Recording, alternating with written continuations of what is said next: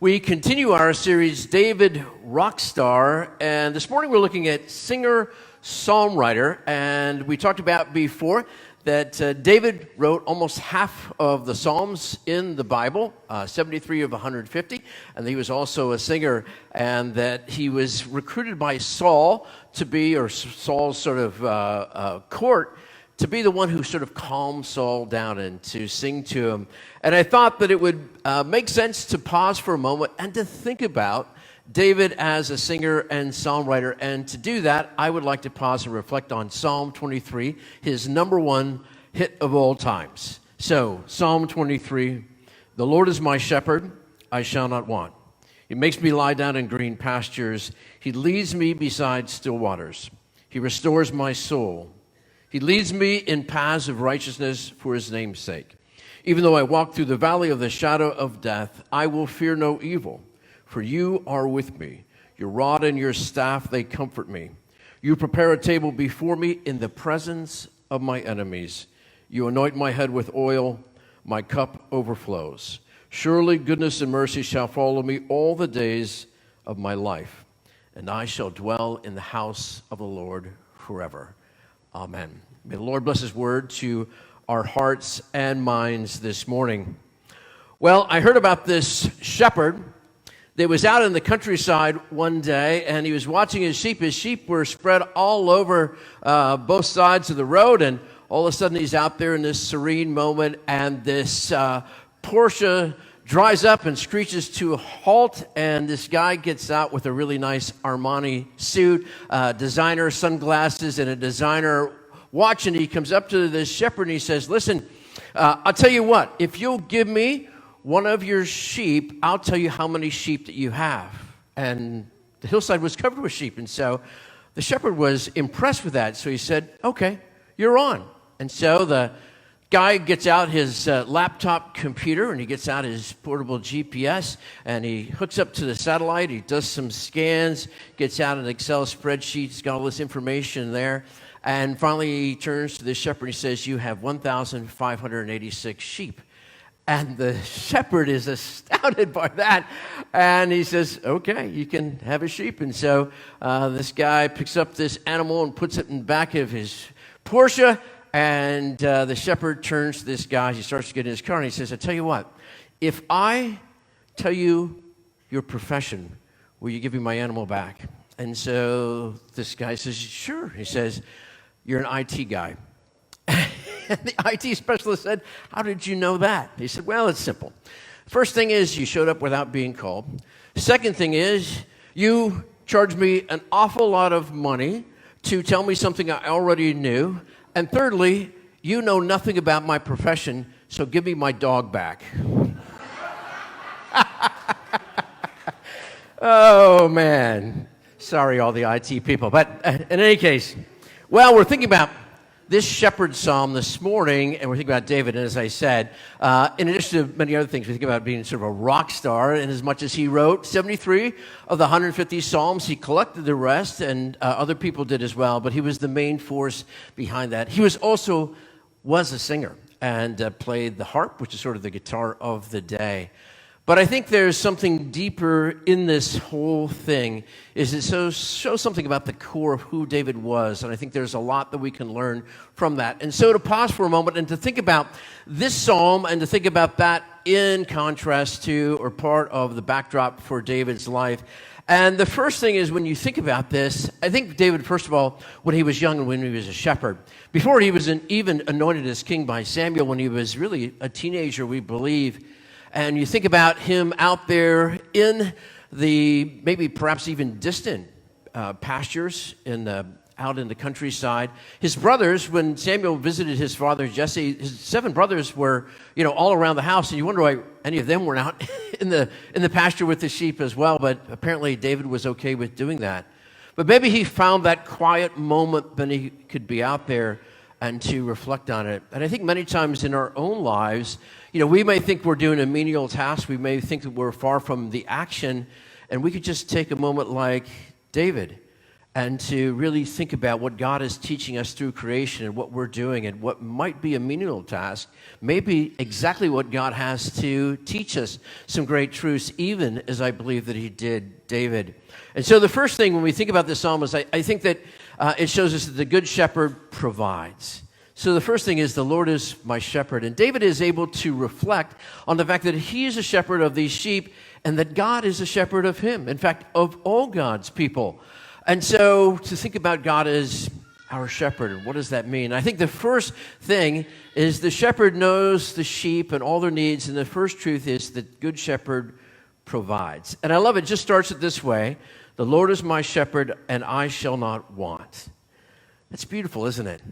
I shall not be in need. I shall not want. Now, I think that part of that is that David is able to have a deep trust in God, that God is watching over him, that God has a plan and purpose for his life, and that God will provide all of the needs that he will ever have in his life. Now, David had a lot of needs. Now, maybe out there, David's just wondering, what is my ultimate career in life, my purpose, and all those sorts of things?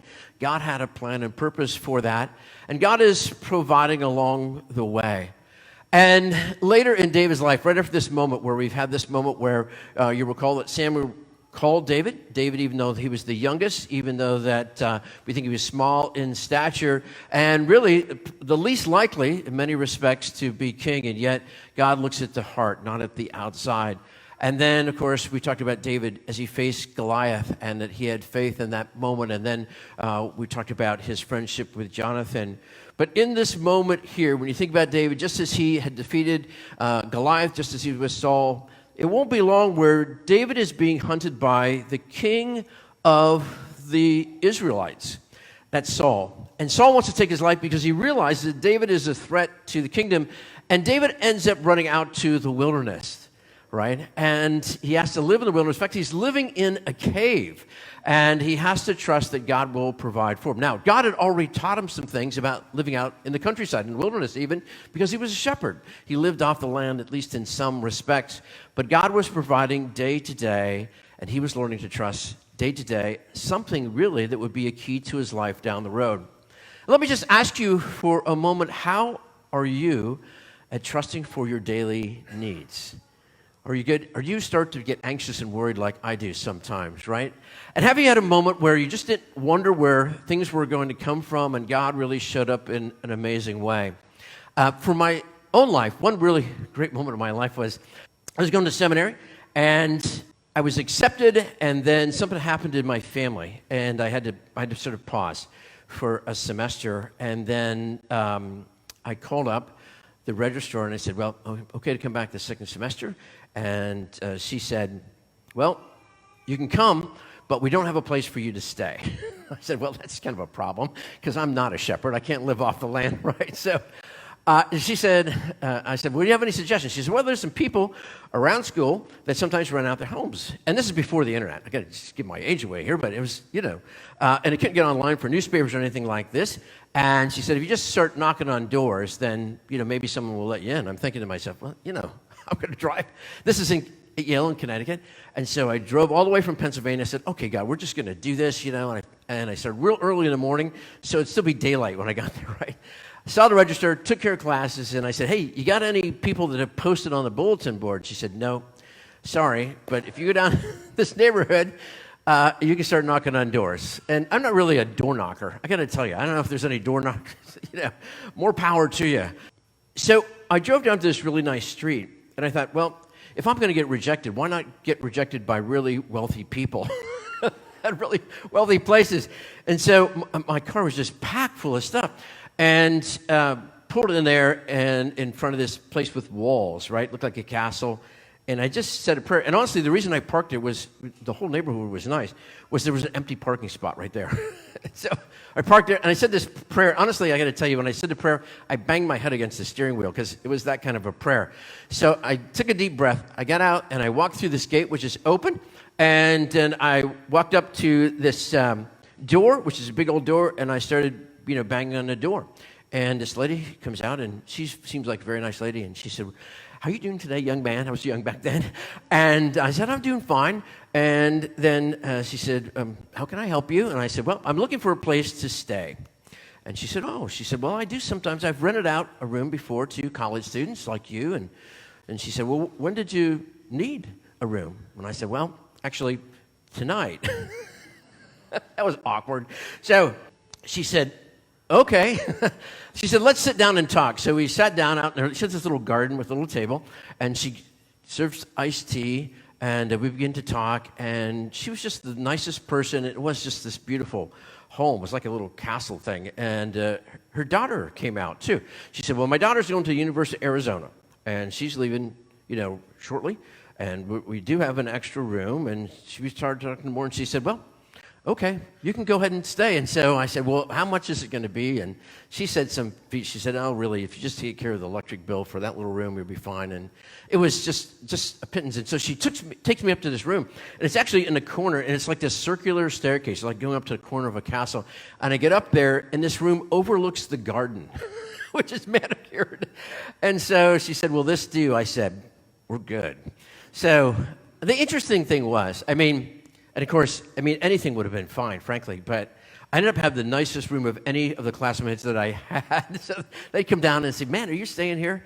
But I think that I learned from that God does provide for our needs, and it doesn't have to be palatial for sure, but sometimes you have to take a step of faith and believe that God will provide. And if you'll trust God in those moments, you'll find that God comes through. And someone once said to me, sometimes you need to be put in a place where unless God shows up that day, it's all over. It's just lost.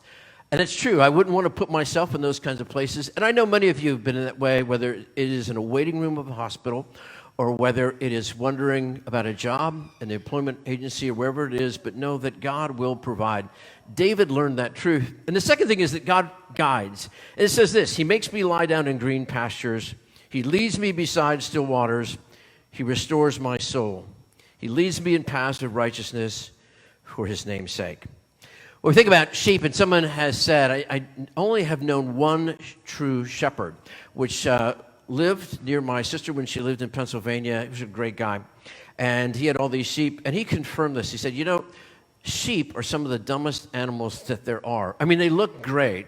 And I don't know, so some of you at the fair, maybe you disagree with that, but he said, they're really sweet animals, but they are really dumb. And so the idea being is and shepherds have studied this, is that sheep need some guidance on where they're to graze, right? They need to be away from predators like wolves and bears and what have you. And then when it comes to water, sheep, of course, are usually full of wool, right? And if they wade too far out in the water, the swift current will just pull them downstream and they can die. And so a shepherd needs to find the right kind of grazing pasture that's safe for the sheep, and the shepherd needs to find still water that the sheep can go out a little ways in and find a drink. And so the shepherd guides the sheep in that way. And in our own lives, I think that God needs to find places for us, and we need to be able to trust God's guidance. We all need to find that place where there's sort of green pastures where we can lie down and we can gather strength. David knew this idea of restoring the soul. We need to find a quiet place of still water where we can drink. We think of the Holy Spirit. Sunday morning worship is part of, I think, our green pastures and hopefully still waters. And this idea that he restores my soul.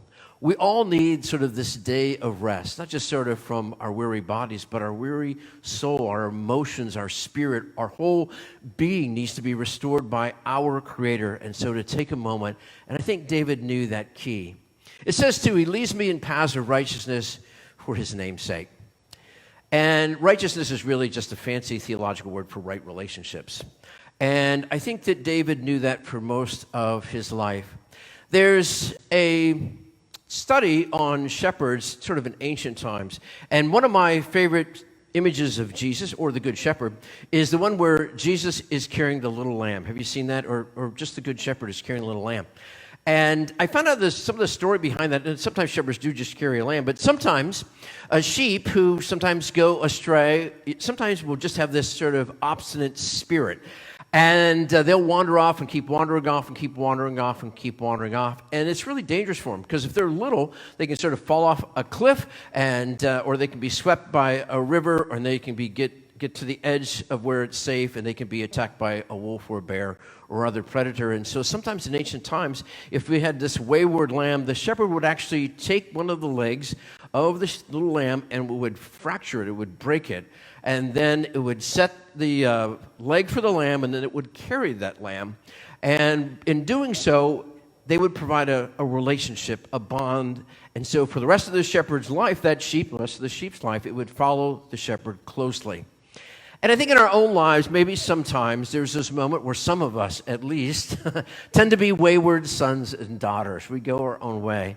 And there's that moment, I think, where we learn just by doing what we're doing that's maybe rebellious or wrong or what have you. We come up against a wall at a moment where our lives are shaken, and we come back to God, and God carries us in those moments.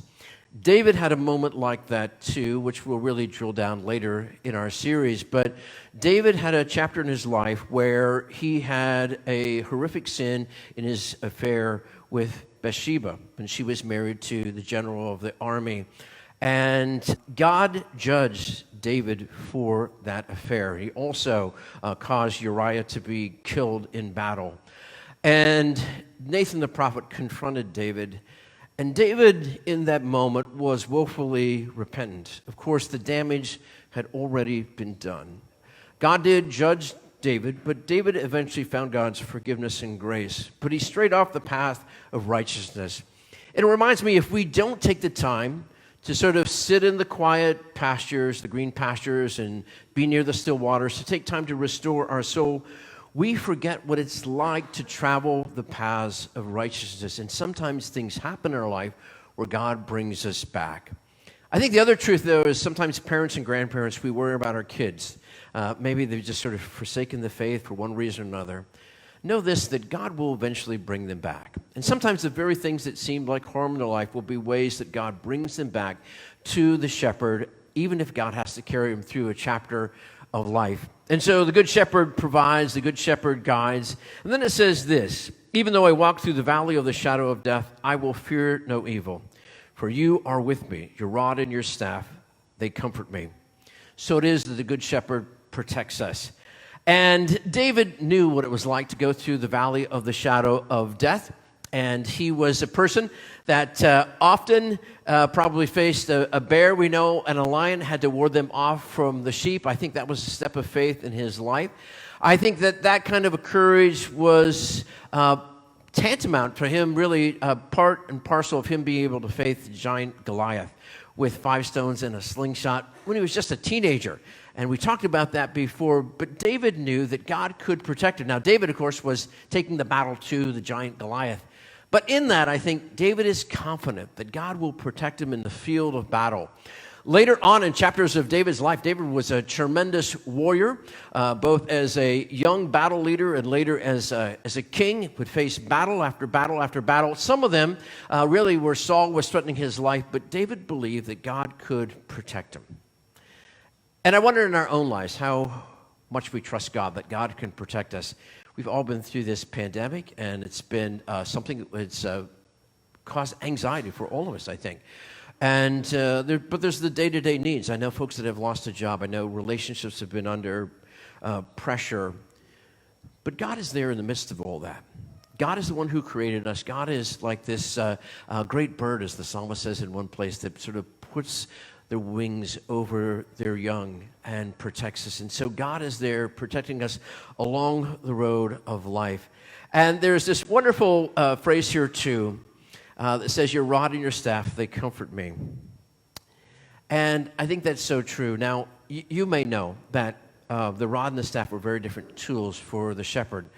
The staff was the tool the shepherd would use with a curved end to bring a sheep back from a cliff, or if a sheep got too far in the water, the shepherd could take the staff and sort of pull the sheep back. Sometimes the sheep was just getting out of the way. He'd sort of pull back from either the neck or by one of its feet. But the rod was a completely different tool. The rod was something that was like a blunt sort of bat, and used that against the predators that would come, a wolf or a bear.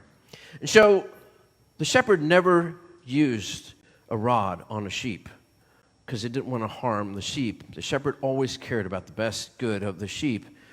He only used the staff and the rod against the bear and the lion, or who would come after the sheep. And so it is with us, that God uses the sternest instruments of protection against those who would come to thwart us and to endanger us. And God uses the staff to pull us back when we have gone astray.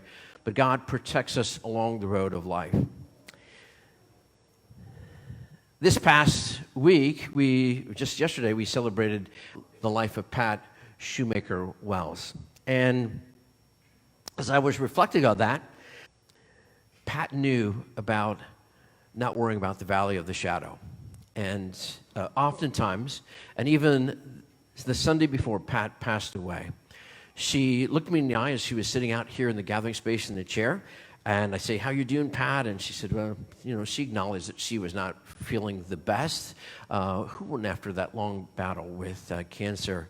But she looked at me and said, "Now listen," she said, "we're planning a trip to Mississippi. We had a good trip to Kansas City. We're planning a trip to Mississippi." And she says, "I want you to know that as long as I'm alive, I'm going to keep on doing what I want to do. And when I'm not, I know where I'm going." And she had that kind of faith, that she knew that life was a gift from God every day, and she was going to live it with a spirit of adventure and do the best that she could. Even if she was sick, she was in worship here, right? She was very faithful about that. And enjoying some of the adventures and the day-to-day graces, but she had full confidence in knowing that when the Lord came to take her by the hand, that she was going through the valley of shadow with God's hand in hers to the promised land. And that's the kind of faith, knowing that God can protect us. Doesn't mean that things will always turn out the way that we want. Our life here in this earthly kingdom only lasts for so long. But it is an avenue to eternity where one day God will take us from this life to the next. David knew that. Pat knew that. And many of you saints know that as well. God, the Good Shepherd, protects us. And then finally, God, the Good Shepherd, gives us peace. "You prepare a table before me in the presence of my enemies. You anoint my head with oil, my cup overflows. Surely goodness and mercy shall follow me all the days of my life, and I will dwell in the house of the Lord forever." Boy, you talk about peace. It's one thing to face enemies. It's another thing to have enough peace to sit down and know that God has provided the table for us. And it's so all-encompassing that God's peace is there. So you prepare a table before me in the presence of my enemies, and that is great peace. And then you anoint my head with oil. By the way, oil was used at the time, even as is today, from sunburns or from wounds, and so that provides sort of a peace and comfort that is deep. Oil is also a symbol of the Holy Spirit that brings us peace, a deep peace that passes all understanding. And then my cup overflows. Man, don't you love people who have the attitude, my cup overflows? There's people that my cup is half empty, and then there's people that my cup is half full, and then there's people that my cup overflows. And let me tell you about something about the people where their cup overflows. It doesn't have anything to do with the earthly blessings. It has to do with their attitude about God and God's Spirit in their hearts and lives. And so I challenge us to become people, not just half full, but overflowing with blessings, and to look at that part of it. Surely goodness and mercy shall follow me all the days of my life, and I will dwell in the house of the Lord forever. That, friends, is a peace that transcends all understanding. Today, how well do you know the Good Shepherd? Know that the Good Shepherd knows you. The Good Shepherd is the one who provides for us, who guides us, who protects us, and who gives us peace. In closing, I want to think about this, that Jesus said that he was our Good Shepherd as well, even beyond King David and his premonition, his understanding of our Creator. Jesus said this, "I am the Good Shepherd. The Good Shepherd lays down his life for his sheep. The hired hand is not the shepherd and does not own the sheep. So when he sees the wolf coming, he abandons the sheep and runs away. Then the wolf attacks the flock and scatters it. The man runs away because he is a hired hand and cares nothing for the sheep. I am the Good Shepherd. I know my sheep, and my sheep know me. Just as the Father knows me, and I know the Father, and I lay down my life for the sheep. I have other sheep that are not in this pen. I must bring them in also, for they too listen to my voice, And there shall be one flock and one shepherd. The reason my Father loves me is that I lay down my life only to take it up again. No one takes it from me, but I lay down my life of my own accord. Jesus is our good shepherd that provides for us day to day, for he's experienced our life, our struggles as one of us. Jesus is also the one who guides us. We're not alone in life, and Jesus is the one who protects us along life's way, and Jesus ultimately is the one who gives us peace, for he has paid the price for our reconciliation between ourselves and God. Today, wherever you are in your journey of faith, for it is a journey with hills and valleys, know that God loves you, that God knows you by name, and that God cares for you along the way of life. He provides, he guides, he protects, and he gives you peace. One last thought. A story, really, a true story, I'm told, of back in the early part of the 20th century. And there was a Shakespearean actor who used to travel through the countryside, and for small fees, he would go to high school auditoriums, and the community would come in, and he would recite some of these great Shakespearean monologues, and at the end, he would take requests. And people would have him do some poems or different things, and it was always beautiful and entertaining. And at one particular evening, at the end, after he'd done these Shakespearean monologues and performed these different things, a man in the back made a request that he would recite the 23rd Psalm. And this great Shakespearean actor was taken back by that, and he thought about it for a moment, and he said, okay, I'll do it on one condition. And so this older gentleman in the back of the room said, well, what is that?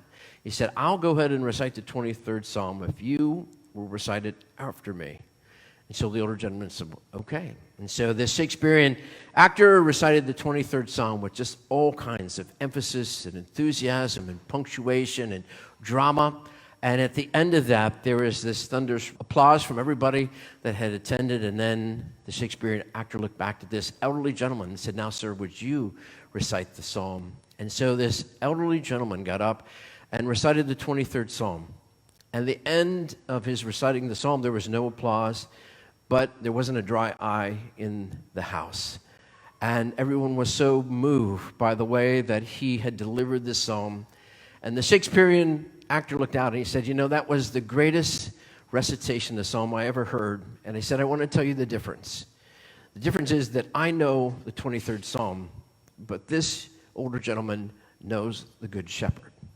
And so that's, friend, the question that is before us today.